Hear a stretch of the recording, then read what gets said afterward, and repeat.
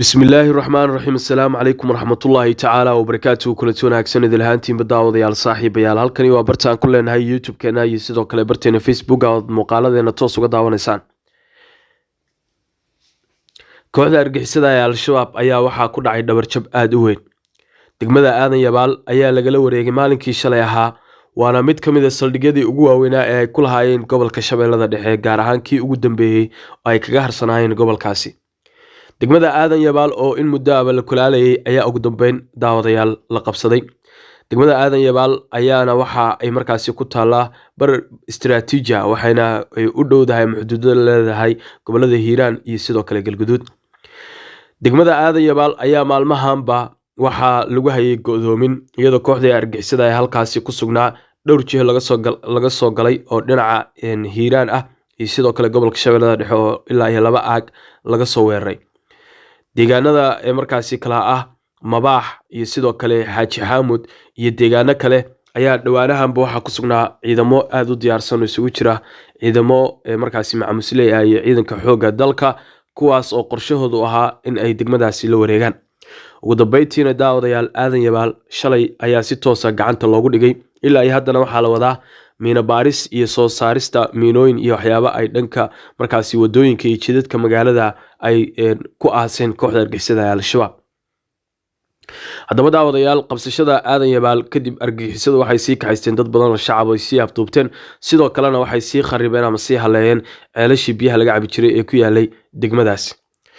arrimaha daawadayaal al-shabaab ay kala kulmi doonaan qabsashada aadan yabaal amaba gabi ahaanba intii badnayd deegaanada ay kaga sugnaayeen gobolka ama ayraahde maamul goboleedka Hirshabeelle dhulkiisa ama gobolada Hiiraan iyo Shabeellada Dhexe waxay sidoo kale tani ay u ahaanaysaa guul dadka ku sugan gobolada Galgaduud iyo Mudug gaar ahaan goobaha ay argixisadu kaga sugan tahay al-shabaab hadda waxa loo ruqaansanayaa dhanka iyo ceelboor iyo sidoo kale xarar dheer mana jirto marba haddii Shabeellada Dhexe intii ugu badneyd gacantooda laga saaray sabab ay ku sii joogi karaan halkaas iyadoo jidadkii yaryara ee ay mari jireen ee ku xiri jirtay ilaa iyo Jubbada Dhexe oo ay ilaa iyo Bu'aale afmadow ay ku gaari jireen ay dhawaan u muuqanayaan kuwa ka soo rimirba kooxda argixisada al-shabaab ayaa isku diyaarinaya sida uga goran lahaayeen sida xugu ay sheegayaan degmooyinka xarar dheere iyo ceelboor oo iyaguna guluf aad u waaweyn oo ku wajahan yahay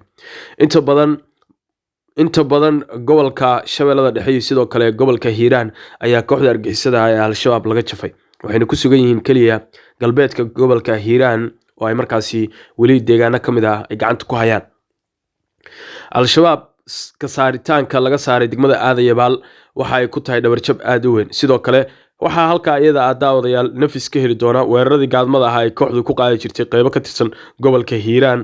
oo intii ay ku qaadaan weerar gaadma ah deetana dhaawacana ay ku dabiyo jireen degmada aadan yabaal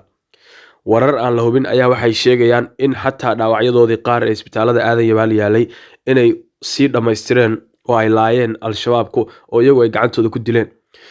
degmada aadan yabaal waxay ahayd goob istiraatiiji ah oo ay isla heshiiyeen xitaa madaxtooyooyin iyo qasriyo ayay ka dhisteen kooxda argixisada al-shabaab oo ay si toos ah haatan loola wareegay sawiradoodana xagga dambe ka soo bixi doona dagaalka lagula jiro argixisada al-shabaab ayaa noqonaya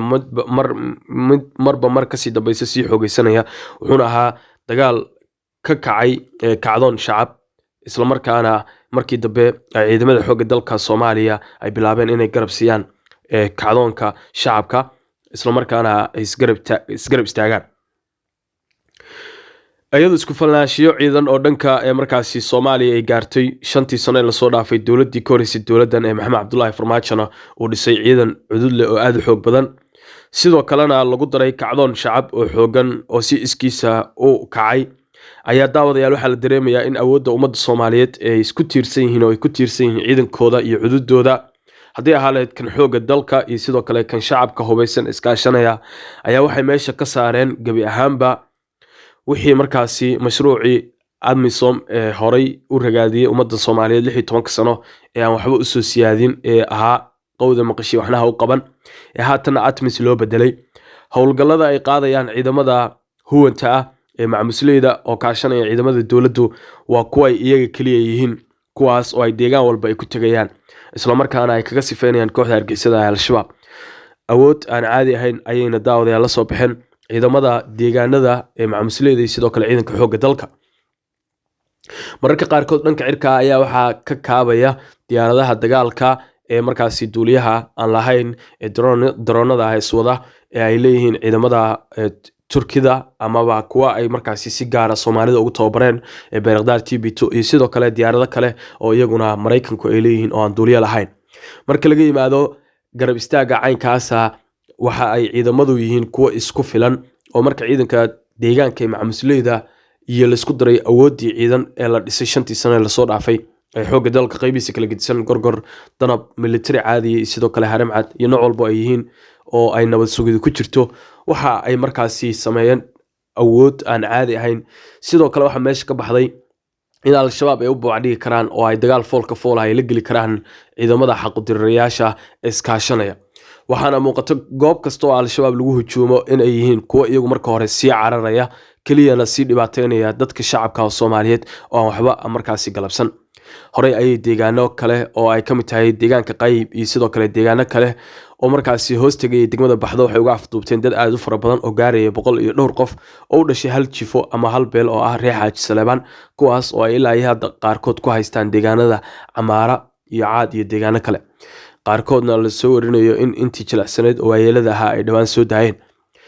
sidaas oo kale ayay sameeyeen degmada Aadan Yabaal markii laga jafay in ay sii kaxaysteen dad shacab ah oo ay afduub horey ugu sii kaxaysteen.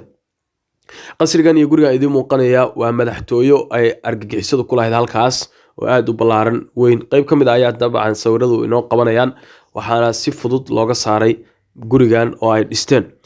al-shabaab oo markaasi dadka Soomaaliyeed muddo sanado ah dagaal adag kula jirtay isla markaana harowsanaysay una aragtay ummadda Soomaaliyeed inay tahay kuwa ay ka awood badan tahay ayaa haatan daawadayaal waxay u muuqanayaan in u diyaargarow loo diyaargaroobay sanado oo ciidan loo dhistay kadib in haatan iyagii ay qilqil yihiin oo ay markaasi meel cidla ay taagan yihiin. jihooyin kala gedisan iyo furmo kala gedisan ayaa al-shabaab looga furay dagaalo aysan xamili karin amaba aysan qaada karin tiyo haatan ay u muuqanayaan kuwa gobolkooda sii dhacayo. haddii laga saaray gobolka Shabeellada Dhexe Hiiraanna sidoo kale badi baa laga saaray oo ay galbeedka ku harsan yihiin kaliya waxaa dhiman ayaa la leeyahay daawadayaal Galguduud intay kaga sugan yihiin iyo sidoo kale meelaha ay ka sameeyaan dhibaatooyinka ka sameeyaan ee koonfurta gobolka Mudug ee fog ee dholol yariis ay marar amni darro iyo miinooyin ay wadooyinka galiyaan ka sameeyaan